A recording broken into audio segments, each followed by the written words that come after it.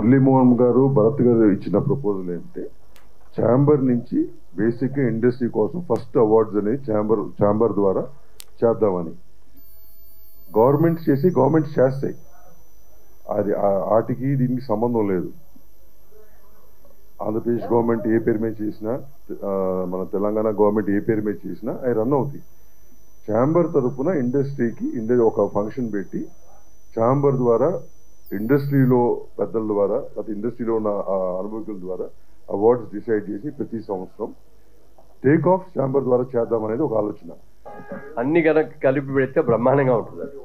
అయింది కాబట్టి వచ్చే సంవత్సరం నుంచి ఇట్లా దీన్ని కంబైన్ చేస్తే చేసే ఈవెంట్ కూడా బాగుంటుంది. అందరికి అన్ని శాఖలు కలుపుకునేటట్టు ఉంటుంది.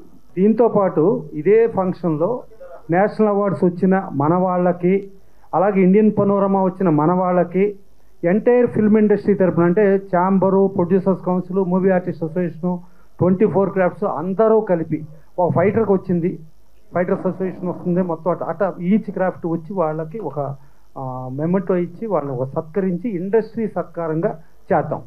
Thank you. వచ్చిన అవార్డ్స్ ఆయన చెప్పినట్టు నేషనల్ అవార్డు అవ్వచ్చు, ప్రతి సంవత్సరం వచ్చే పద్మశ్రీలో వచ్చి ఏదైనా కానీ ప్రతి దానికి సెపరేట్ ఫంక్షన్ కాకుండా ఈ రోజునే అవన్నీ కూడా కలిపి చేస్తే కనుక నిండుగా ఉంటుంది.